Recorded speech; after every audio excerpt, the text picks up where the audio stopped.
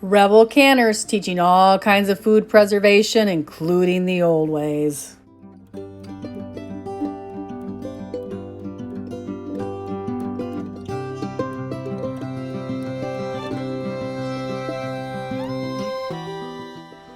Don't forget to subscribe. You don't want to miss any videos. Welcome back, Rebel Canners. It's a rainy day outside, as you can hear, and I'm back in the camp kitchen again, and I have some questions printed out that people keep asking over and over again. So we're going to go through these top canning questions and answer them for you and see if you have any other questions. Put them down below, okay? And I'll just do some of these in a series of, top questions I've been getting. So we're going to start with my family member can't have salt. How should I can? And you don't have to put the salt in any recipe that calls for a teaspoon. I'm going to say a teaspoon or less. Fermentation recipes need the salt. Canning recipes where the recipe has just a small amount of salt, teaspoon per quart, that is just in there for flavor. There is absolutely no reason to add it. You can wait, add it when you're serving the food to the portions, like on your own plate. You don't have to put it in the quart jar. That is just for recipes for flavor. Nothing to do with preserving. Let me see, what's our next one? Oh, someone also asked, and this goes right along with it, my family member is diabetic. Can I leave the sugar out of the recipe? Again, that's another one where you have to know what you're making. Jams and jellies, you have to use specific recipes that are either with low sugar pectin or no sugar pectin. Or use a recipe that doesn't call for sugar at all, like a preserve, that where you cook it down without any sugar. But if you're talking about, I want to can peaches, you can can them in just water. You do not have to make a light syrup to can them in. They may brown a little bit more, so be sure to use the lemon juice that they suggest, but you do not have to put the sugar in that recipe, okay? The next one is, my jar didn't seal. The first thing I have to ask him is, how long has it been? First, you don't know if it's sealed or not. There's some big old thunder boomers. You don't know if it's sealed or not until it's been 24 hours. So you don't even touch them. Don't just let them sit. Wait till it's been 24 hours since you took them out of the canner. That's when you check for your seal. Anything that has not sealed at 24 hours, refrigerate or reprocess. Okay? I opened a jar and I found a discoloration on the bottom side of the lid. See, I got one right here. So you open the jar and over here you see a black spot. Is my food safe to eat? Yes. Probably the acid in the food caused that discoloration on the lid. That is very common. It does not mean that there is any harmful anything in that food, no foodborne illness in there. It just means that the food was high acid and it discolored the lid. So,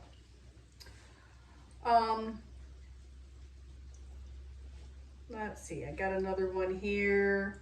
Is it really important to fill according to the recipe, that headspace? Is my headspace important?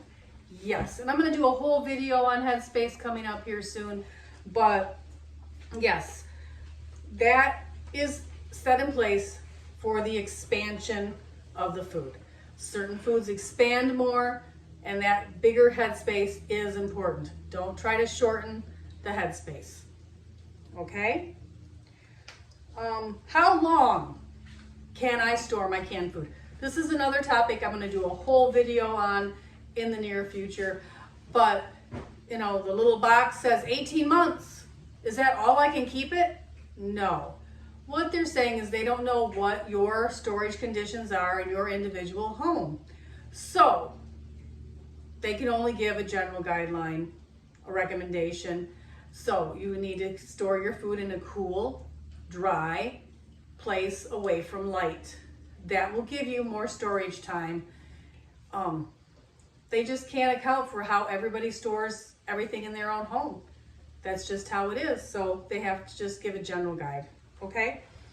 Do I have to sterilize my jars? And that's not the right word, sanitize. Do I have to sanitize my jars before I use them? And the thing here is no, but. No, you don't have to if you're processing for 10 minutes or more. If your process of time for whatever you're doing is less than 10 minutes, then yes, you need to sanitize your jars first. So a lot of water bath recipes, gems and jelly recipes, you need to sanitize your jars before you start.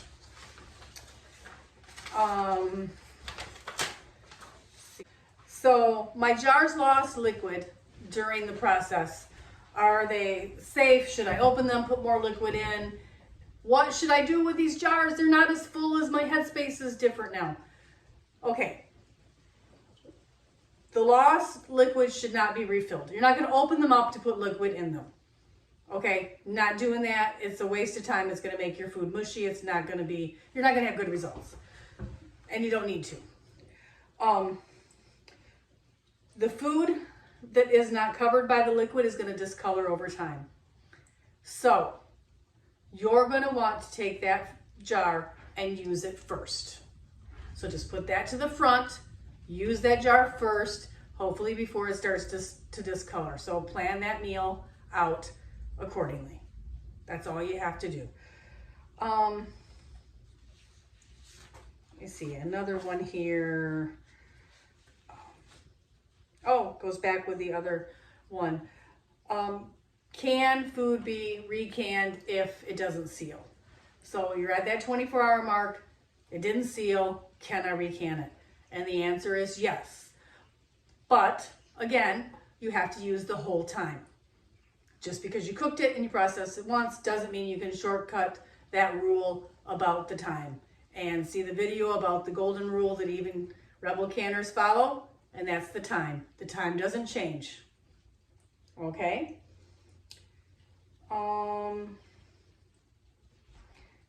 My canned goods got frozen. Are they still safe to eat? And the answer is yes, as long as the seal did not get popped by the freezing expansion from freezing.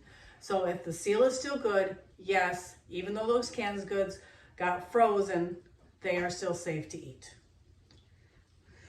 Let me see.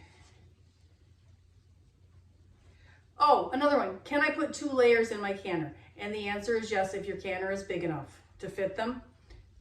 Yes, you can do 2 layers. So you can do a double layer of pints in some of the bigger canners. I have a canner that you can actually double stack quarts in. It is big enough. You can get the lid on. You know, it is the same. You should have a wire rack or a second rack. I actually have a second candy rack that I put in there to keep this space and keep them not, you don't want to stack them right on top of each other. You want to stagger them so that they're not sitting right on top of each other. The next one is it necessary to exhaust the steam before starting to can? And the answer is most definitely yes. That 10-minute time that you exhaust the steam allows the steam to build up in your canner, and it is very important. You want it to escape and vent before you put your weight on, or use, if you have the other kind, you put it down.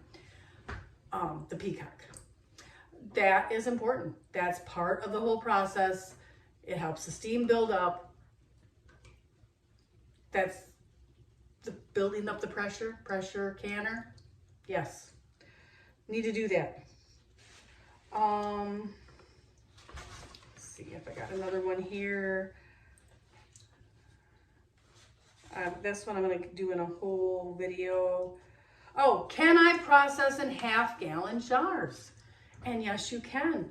There are several things that are still approved or if you are a rebel and want to use the old chart that is no longer published, that's your choice. But yes, there are certain items that are still approved to can in half gallons, and that is fruit juices, tomato juice. I'm trying to think, there's something else. But yes, though there are still items, and yes, you can them. They're still sold for canning. And they also make great storage jars. So if you ever have a chance to pick some up, because they're very hard to find around here, if you have a chance to pick some up, get them and use them. And I think that's it on my list of questions for right now.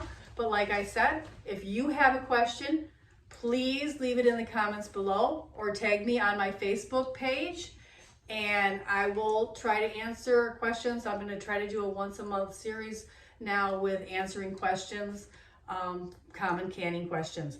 So please go ahead, tag it in the comments or tag me on Facebook. Thank you, Rebel Canners. You have a great day. And Sawyer has something to say. Like, follow, and share. Turn your notifications on. See you back in another video. Goodbye. Bye, Rebel Canners. Thank you.